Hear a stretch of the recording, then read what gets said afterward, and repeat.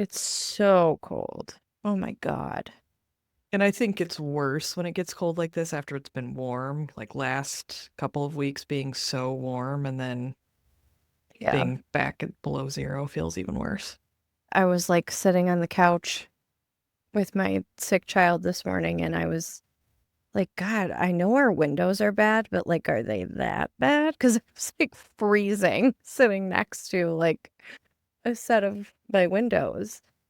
And Landon came down and he was like, yeah, no, it's like -2, feels like -2. I'm like, awesome. Cool. Yeah.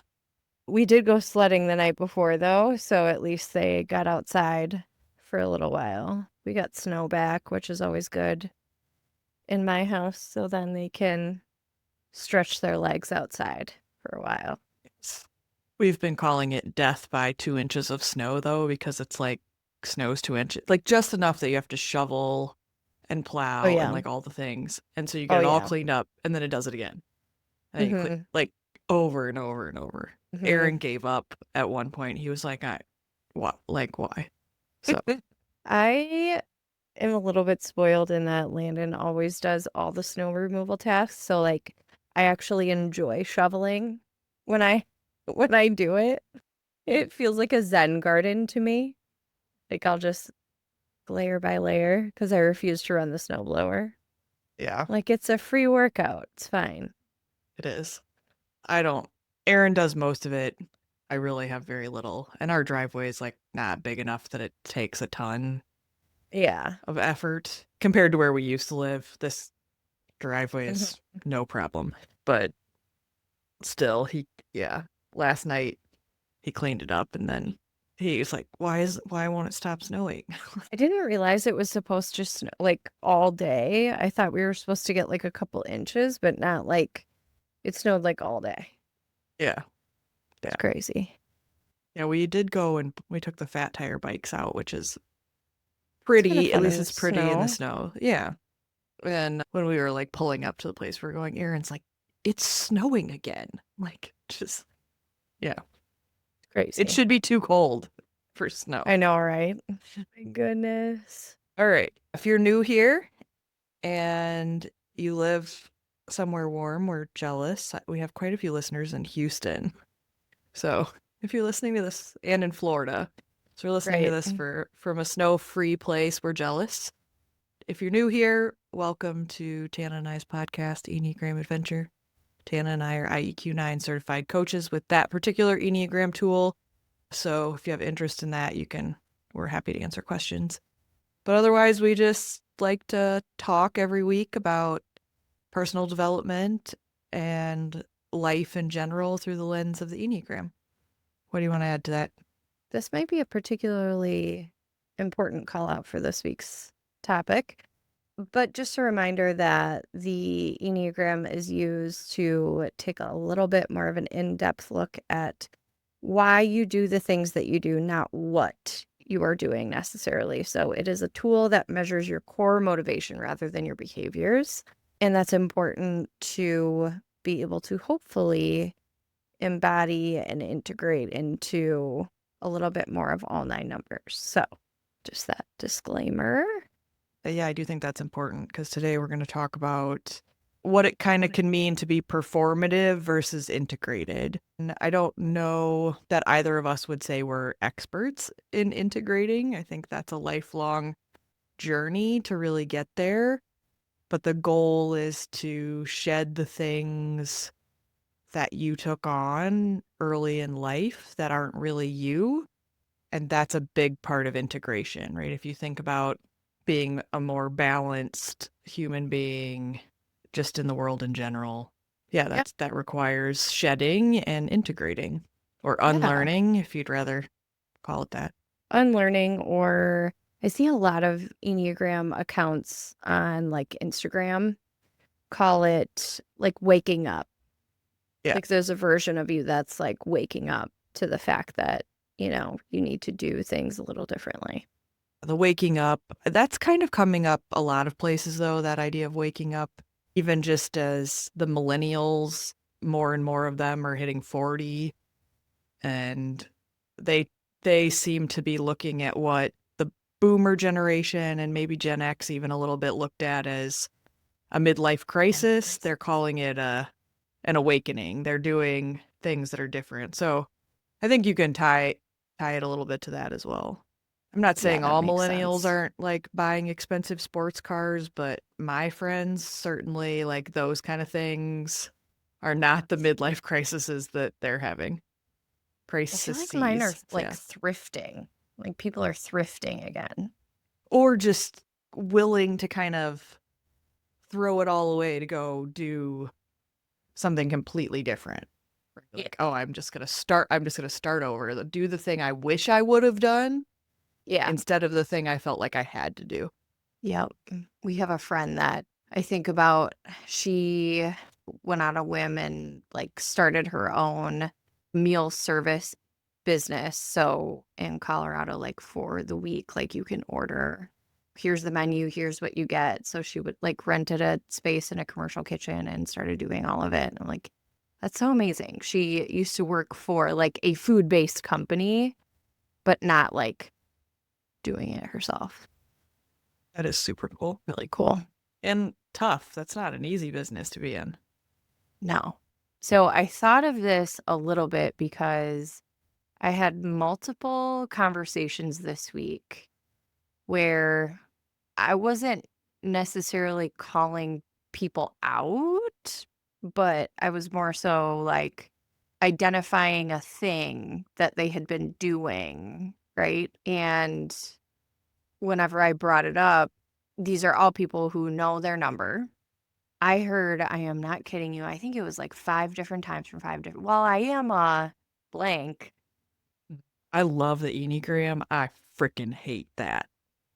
Hate that. Not the point. And it was, well, right. It was like, yeah, but forgive me because Not an excuse. It's not an excuse. it was me like asking them to do something differently or ask like to look at their part in something, right? Well, I am a 3. I don't like, that's wonderful. I'm so glad you know that. What does that mean for you doing the thing I need you to not do anymore? I had a I don't know that it was similar. It wasn't quite like that where they were kind of calling their number as an excuse, but I had a conversation with some people where we were talking about building a relationship and having compassion from someone of a different number who behaves differently and thinking about the opportunities that they have to take ownership. And at one point, I was talking about, look, if you need to play dumb a little bit, if you think you have the correct set of numbers and the person you're talking to has a different set of numbers, they also believe they're correct, play dumb. Well, this is what I got, but maybe I'm wrong, right? Maybe I'm wrong. That isn't even really playing dumb, but it's just like acknowledging I could be wrong.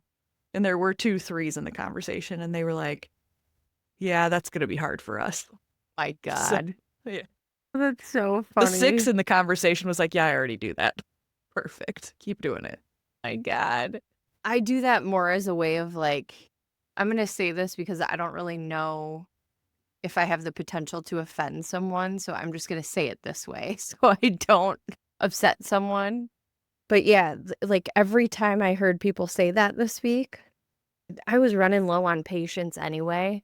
So I think I just had this like blank stare at that because then they would be like, well, I like well, what should I do? Like they would start asking a question because I'm like, yeah, I'm not interested in you excusing what it is you're doing because you're whatever. Whatever I you heard it are. from 2 different 7s. I heard it from a 2. I heard it from a 3. I think a 3. And I was like, God damn it. Like, what is it? Like, is it the moon? What's This is like the hard thing with the Enneagram. I think it's the hard thing with astrology, Myers-Briggs, pick your personality tool, human design, whatever it might be. I think that people are very interested in themselves. Great, we're all self-obsessed, got it. But they only are interested in like that surface thing that sort of validates them. This is validating their experience in the world. It's very surface level. they're not interested in the deep work that comes behind any of these tools if you choose to do the deep work that's behind them. And it's very easy to dismiss poor behavior with, well, this is just the way I am. And that's like, nobody really wants to live that way, right? Like, that's where, when we talk about like the Enneagram's not putting you in the box, you're already in the box. The Enneagram just put like, okay, now your box has a name. So let's talk about how you get out of the box. If you want to talk about how you got in the box to be able to get out of the box, Yeah. like, that's Yes. fine. Yeah. But just to keep rereading the name that's on it Right. doesn't make a whole hell of a lot of sense, right? What I was going to say is you're exactly right. It's the easy thing to do to just get validation of it. Right. I mean, I do it all the time where I'm amped up, and we just had this conversation on a recent podcast where it's like, I'll call or text the person who I know is going to validate my feelings and not make me question or reconsider or call me out on my bullshit. Sometimes it's just easier to call Yeah. that person or to text that person. Or if I need to, like, if it is you, I need you to be like, I usually give you that disclaimer. I just need to fucking say this. Well, I mean, I called you last week with a crash out moment. I was like, I think I text you. I just I need to be know. mad for a minute. Yeah. Yeah. Then Man, I'm I over can it hold and that it's fine. space. Yeah. I can hold that. It serves my soul to be that person. To be a person. I had that with a 8 friend of mine last week too. But then she ended up rallying towards the end of the week, and she called me back and she was like, "Oh, my boss said that I did such a great job, and like I just needed that little bit of gas in the tank. I'm so back. I'm so bad." I was like, "Oh, okay. Well, what did we learn about needing Right. that little bit of gas in the tank?" That external validation. Yeah. Well, let's start with eights. We never start with eights. So let's just start about with eights because that's a good kind of Yeah. example. And this particular eight, if I remember her tri-type correctly, she feels like a 3 or she feels like a 4? She She feels feel like like a a 3. 3. Yeah. I think 8s, 3s, and 7s share this. There's other numbers as well, but it's that kind, they each have their own version of winning being important, and that external validation can feel like winning. Yeah, well, and if you think about how much vanity matters to them and Yes. competency cares, Yep. they care so much about being seen as competent that to get that valid, especially from an authority figure, like that is Yeah. it. I think, I think everybody goes through a version of like needing a lot of validation and external validation, and it takes a lot of personal development work to not depend on it the same way, to learn to appreciate it but not depend on it, if that Yeah. makes sense. And I Yeah. think that goes along with kind of how we opened in this idea of integration versus being performative. Like, being performative would be, one, acting like you don't care, right? Like, that would be a performative thing versus her admission of like, oh, that meant so much to me, right? That's a little more like integrated, self-aware, that sort of stuff. Oh, that's like a Yes. super high level example. Yeah, and it's the wish that she didn't need it, right? Yeah. Because that's in her head. Is like Right. there's that little bit of like, God damn it, I shouldn't need that. Well, that's a good point too. I want to think about how to say this correctly. It's the wishing you didn't need it creates like resistance around the idea. And to be fully integrated, you have to be okay with whatever the thing is and let it go. So if you stop judging yourself and wishing it were different, and you just like damn it, I just needed that today. And just own it and like let yourself feel whatever it is you need to feel and then just keep moving. What you'll find is that you will need it less and less. I don't know how to say it in a way that makes more sense, but like that's how it works. Like when you stop wishing it was different and you start accepting what it is, like it just feel like all that stuff goes away. I don't know how. I'm not articulating this very well on a Sunday evening, but hopefully you No, get the gist of what I'm getting at. yeah, yeah, I know. I know what you're getting at. The other thing that was really interesting, I had a interaction with her again this last week. So we've been going through a little bit of work with my oldest son around performance in school and if we need a diagnosis, so on and so forth. And I kind of gave her like a little bit of a flavor for what's been going on. She was devastated that I hadn't like talked to her about this. Devastated. Like, how could you not have told me? Devastated. And the reason I hadn't is because she's been going through a big change. She got a job. Like, I was not gonna like put anything extra on her plate, right? So offended.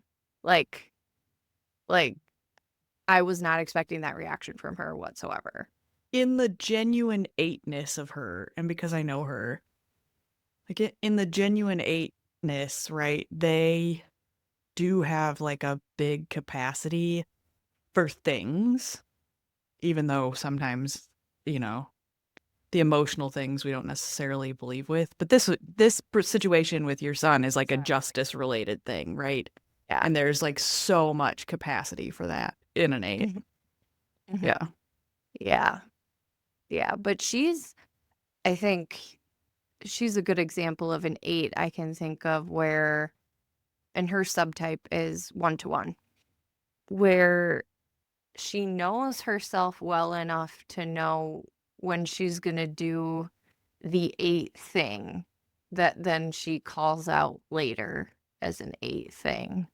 Is she the best at not doing the eight thing in the moment? It's like an insatiable desire for her. It's like that's how it's described when she talks about it.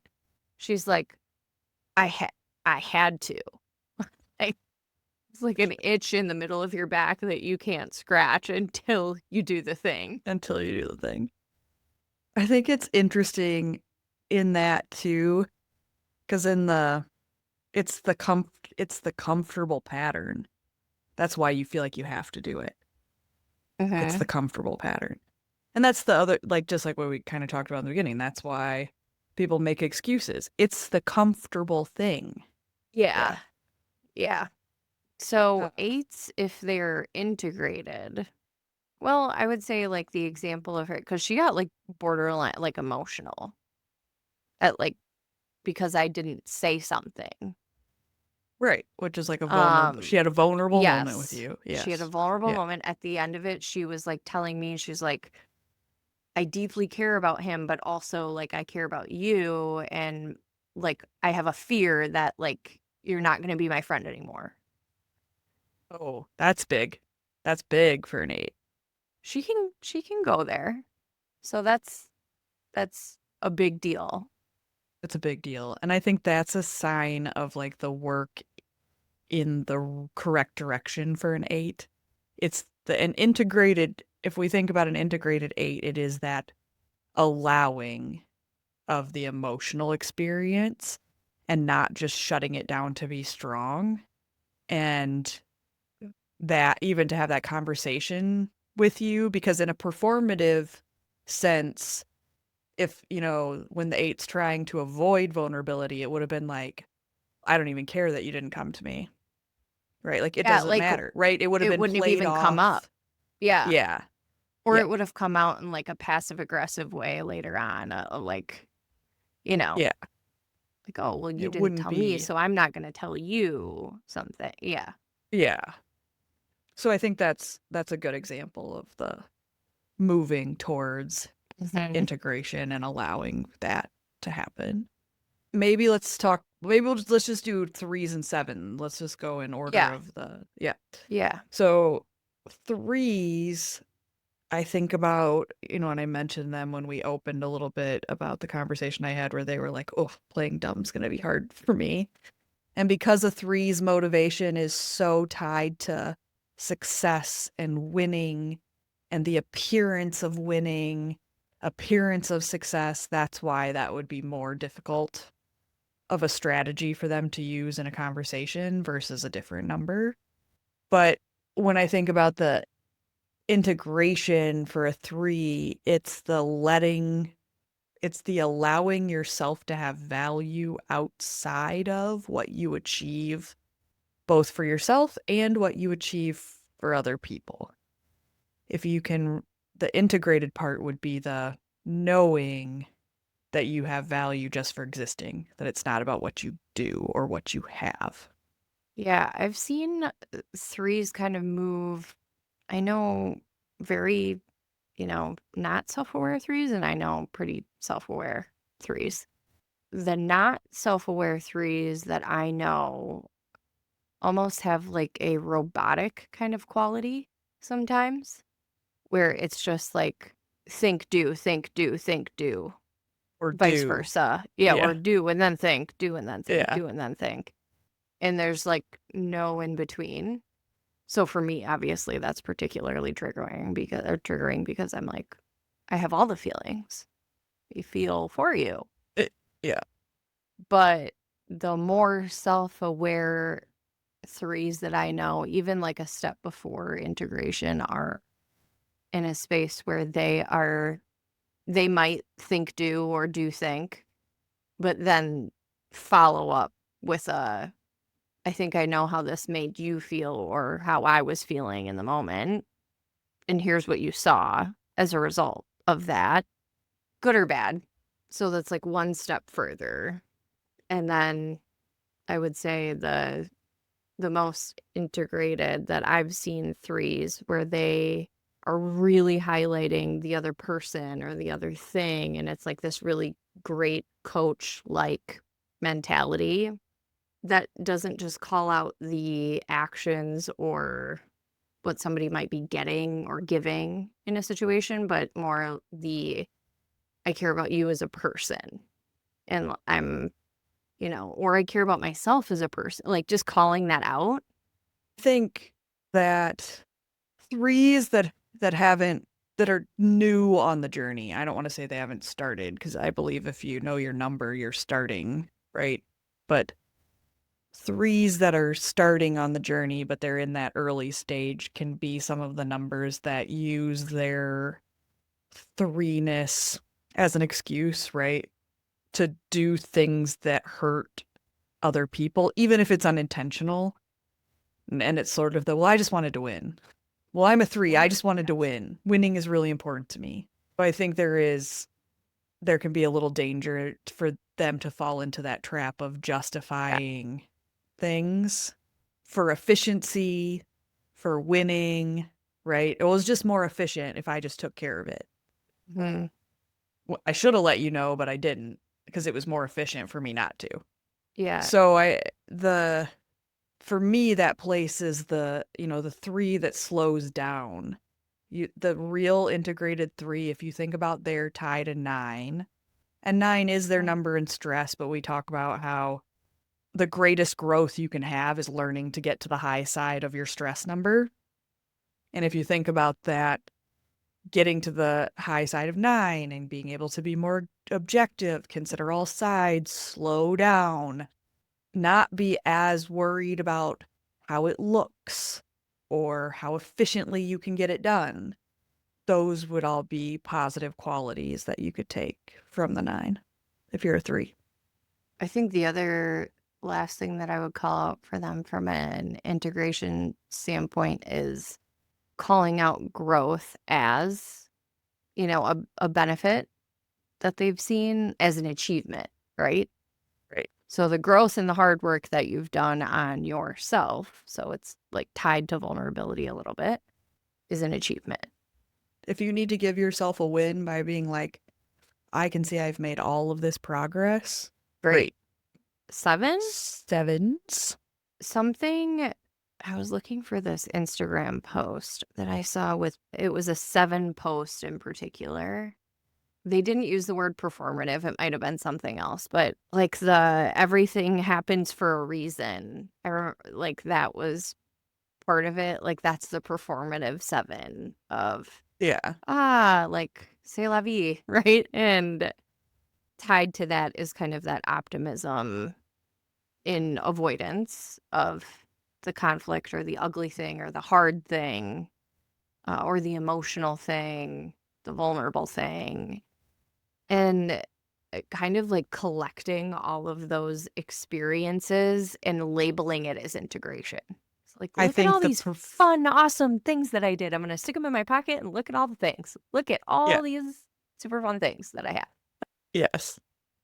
That goes along with what I was going to say. I think of the performative 7 and I think of the FOMO. They Oh, have yeah. such bad FOMO and they want to avoid that at all costs. And so, to your point, they're just going to collect experiences, collect experience, and try not to miss anything, especially if they perceive it to be exciting or fun. Mhm. Yeah. And I do think they're quick to, I don't want to say dismiss, but sometimes in their effort to get out of their own uncomfortable feelings, it can make the people around them feel a little dismissed. Like when they're like, "Well, we're all going to be fine." And everybody's going, "Are we talking about the same situation? Are we in the Am I in same a room? different book than you are?" Like, yeah.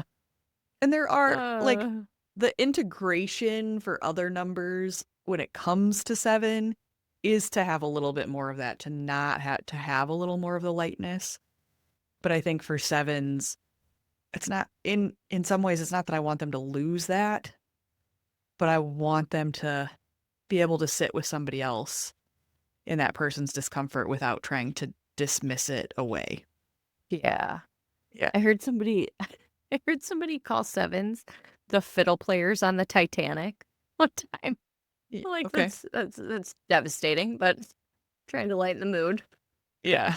And I love a 7. Man, I do too. It's about them.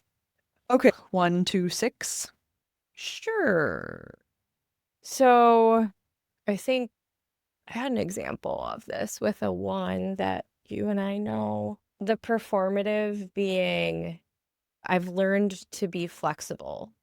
Like I'm trying to figure out the right way to describe it, right? I've learned to kind of let those things roll off my back. Like, I don't think you really have though, because you're still talking about them. Correct. Yeah. If that rolled off your back, you wouldn't be saying that right now. I there's a one you and I know who used to talk about learning to this exact situation, learning to be flexible. But I know for a fact that that was he was trying to convince himself Yeah.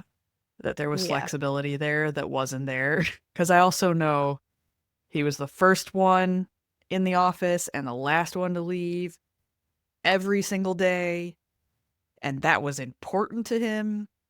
Yes, all of that. And there were many times where I thought, you were trying to convince you're like trying to talk yourself into being truly flexible, but that makes you so uncomfortable that you can't actually do it. You can't, saying it so doesn't make it so, as they No, say. no. I have found though in my experience, and I don't want to put ones in a box, but right now I'm a little like I don't want to like typecast all of you, but a lot of the ones that I know, it's like a thing. They all kind of believe that. If I just say the thing, it will happen. If I just I, tell the people around me to be different, they will be different. I wonder if that's because of how they talk to themselves and how they punish themselves. Maybe. Like, if you think about how strong their words are to themselves in their own inner monologue, and they've created themselves based off of that inner monologue. that Yeah. must be good and must be right and must be perfect. Maybe saying it so makes it so because they don't have any control over that person's inner monologue, but they can say whatever they want. It could be. I think too, when I think about integration for ones, and one of my favorite coworkers ever was a one, so I don't want ones to think. While I sometimes struggle with them, one of my favorites, one also. But he was doing a ton of work, and I think that was right. He was working on it every day. But one of the things that he and I talked about once was the idea of that he needed to get in his body. So when he noticed himself getting hypercritical, when he noticed himself getting in that mode, he needed to do something that was grounding, that pulled him out of his head into his body. So that could have been going for a walk. There was one day he even told me that sometimes he would sit at his desk and imagine he was walking in the woods, and he would sit and like move his feet as if he was walking even though he wasn't, and like close his eyes and imagine he was in the woods. And he's like, I would do that for like 3 minutes just to reground myself, to get myself out of whatever the Right. funk in the internal head thing that was happening with the inner critic and the blah, blah, all the stuff.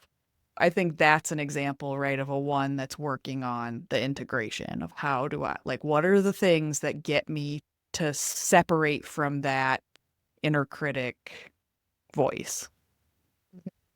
Yeah. That's a good example. Oh, Who's twos. Performative for me looks like, oh shit, I did it to you last week. I felt like I was not being helpful, and I had so much anxiety about not being helpful that I went over to you and I was like, I am having a hard time because I feel like I haven't been helping with this thing and it's giving me a lot of anxiety. Looked at me and you said, get out of my office. Like me coming to you, because what I wanted was a validation that you were okay. It's like, you're good, right? I don't have to feel guilty because you're fine.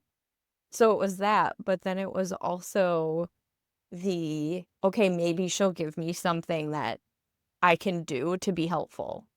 That was performative. Had I been integrated, I would have moseyed myself right back to my own space and been like, well, this is uncomfortable, but if I needed to do something, I would be asked to do something. I was like, there's nothing for you to do on this one. I know. So that's performative. The other thing that, well, I guess this would be on the integration side, is being able to receive without immediately giving in return. Makes me super uncomfortable. And just like a realistic boundary that I'm like not sorry for. So that's like, if I were to summarize, those are probably the biggest ones.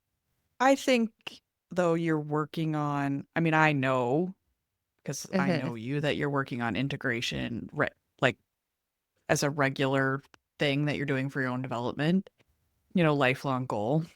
So even in Mhm. that situation, I know it would have relieved the pressure you were feeling or the anxiety you were feeling about not helping if I would have been like, oh, yeah, can you just go in and do this and this and this? But I did not need, I like what for what? I didn't need you to do that. That would have been performative of me to even Yeah, be like, here's a thing, because I know it'll make you feel better. totally. But I think even the fact that you like recognize like I'm having this anxiety, twos that are not working on integration will just like come in and take. I'll just do that for you. Is it I'll Hmm. just pop in there. I'll just take care of that. Right? Like it's a and I'm helping. I'm helping. You didn't Hmm. ask me, but I'm going to do it anyway. And so I think even the fact that you acknowledged I'm having this feeling and you're offering, right? Like that's in the direction of integration. Yeah. Yeah, we're working on it. We're working on it. Yes. So that's what I'd say about twos. I'd be interested if all the other twos in our lives feel the same way. So comment on these. Yeah. on this Yes. episode. But yeah, that's what I'd say about us. Yeah. All right. So that gets us to 6. Hmm. Yeah. So, 6 is an interesting one for me because I think in there, some 6s that I know can be like blinded by their own tendencies in a different way. I don't know if it's because of that like close tie to safety or like the heightened like intensity of the 6s that I have in my life. it's like But once the they're on it, like they can't get off of it. yeah. It's like the 3 in winning, only it's about planning and Yes. yeah. Yeah. Yeah. Anticipating the worst case and Uh-huh. yeah. I think for 3s, not 3s, 6s. I said that backwards there. For 6s, for them, their growth line is to 9. So it's a little bit of like, can you lean into that relaxed space of the 9 and not worry? Let it Right. roll off your back. We bring up this example about 6. We talked about it last week, the parking thing. That continues to be like my number one example of like a 6, like learning to let go. Like, what if you didn't know where the parking was and you were just okay with it? And Ooh. that's triggering for every single 6 that I know. Yeah, that's wild. But Methinks like a 6 and that's triggering. yeah, but there's other things, right? Like, what would it be to go on a trip with no itinerary? What would it be to be like, I'm just going to go to this place and I'm just going to be in this place and I'm going to find things as I'm there? All of the best and most favorite places that I have been to that I go back to over and over again are because the first time I stumbled upon them by accident. I'm a wine club member of way too many wine clubs because I was like, ooh, I like that name, right? Not because it was convenient or not because I like planned like a whole event around that going there, right? Right. Oh, that's really funny.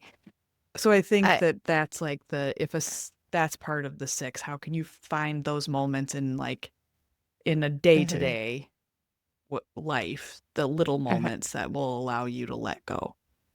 Yeah. Yeah, Yeah. Even just to like just try it with yeah, something small and really right. non-threatening Yeah, and work yourself up to a surprise skydive date. I don't know, but maybe. that is fucking integration for a Think 6. about it like you're gonna stop at a coffee shop you've never been to before. Or you're just jumping out of a plane. What could go wrong? What could go wrong?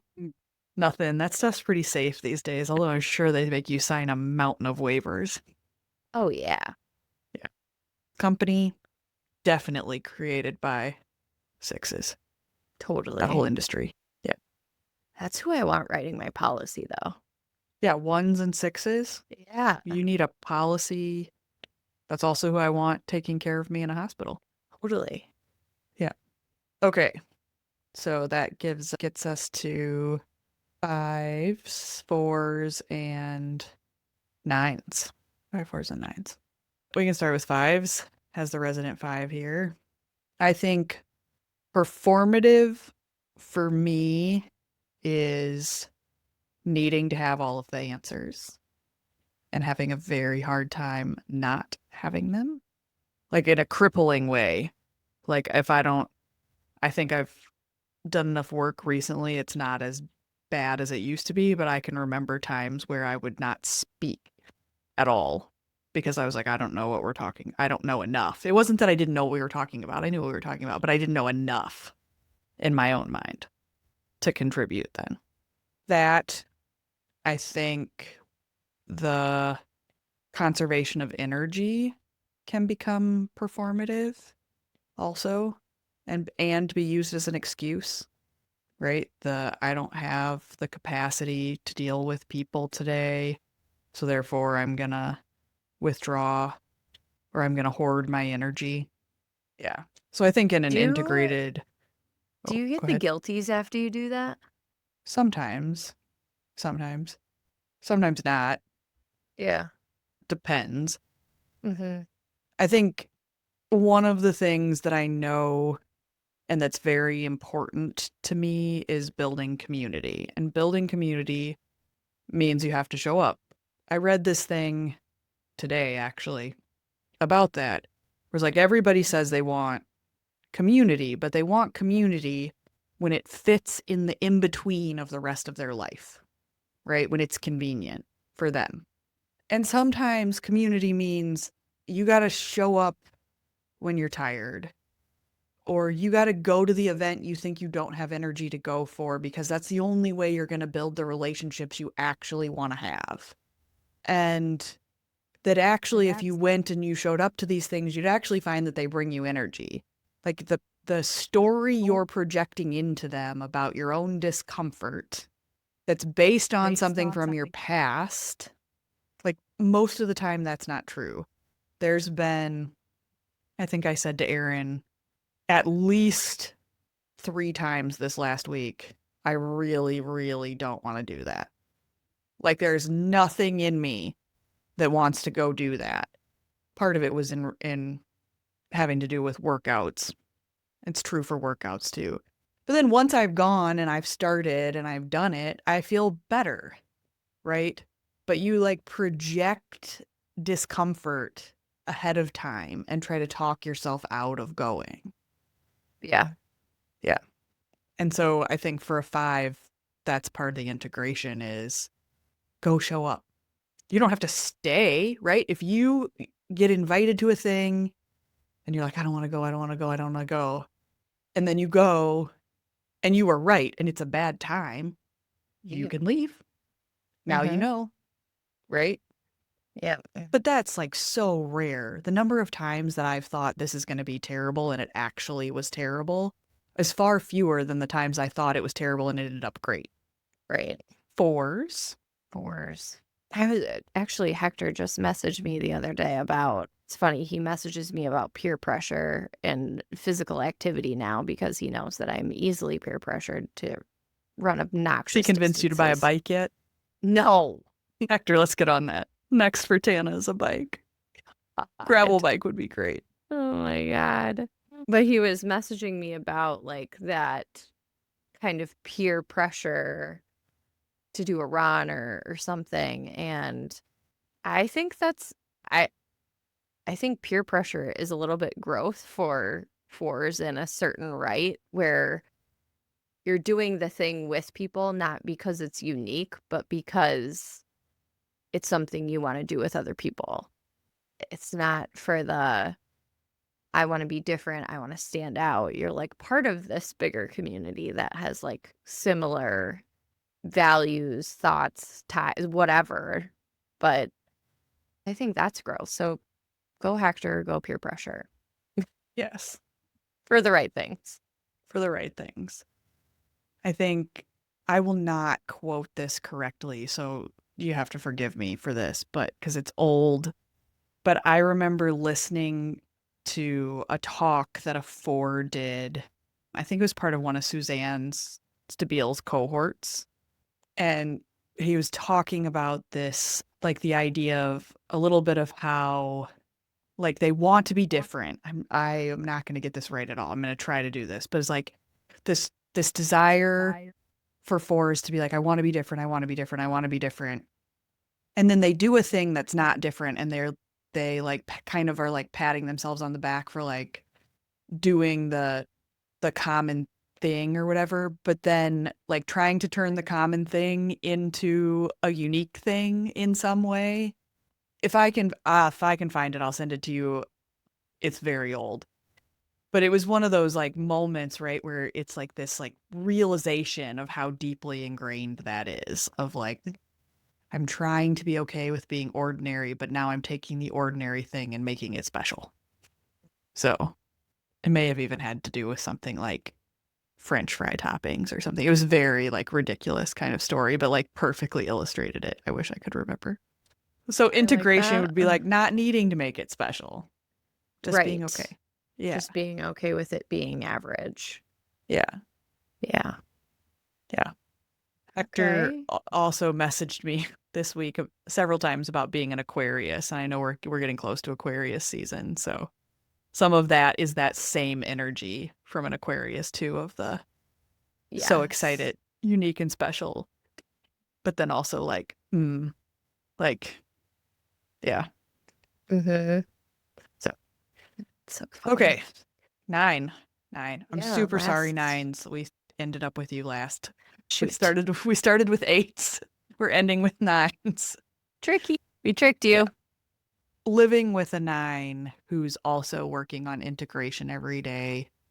I think integration for a 9, and we say this all the time, it's saying what you want. It's making your own decision. It's not defaulting to someone else. Hi, Floral. So floofy. Yeah. But that is integration for them. And being willing to have conflict and know that you're not going to lose anything because you're in conflict. When Yeah. they're performing, that's when they're just deferring to everyone around them. Just so whatever you want. It doesn't matter. It's fine. It matters. You matter. You don't have to be fine. Make a decision. Have an opinion. Have an opinion. It's okay if we don't agree. Today, Aaron actually made, not that this was hard based on what I was wanting, but he was going to make lunch and he like described to me like all this. He's like, well, I could thaw this out and I can make these sandwiches and I could do this and this and this. And I was like, really? I just want melted cheese on bread. Like, that's all I want. So he made himself the sandwich that he wanted to make and he made me cheese on Right. bread. Right. Versus then him being like foregoing what he actually wanted. Right. Right. So that's like the 9. Yeah. He didn't Yes. defer to me. Yes, he still allowed me to have what I wanted versus what he wanted, but he made his own thing then. Yeah. Yes. So Yes. Good job, Aaron. God. What a he'll guy. appreciate that when he listens to this. What a guy.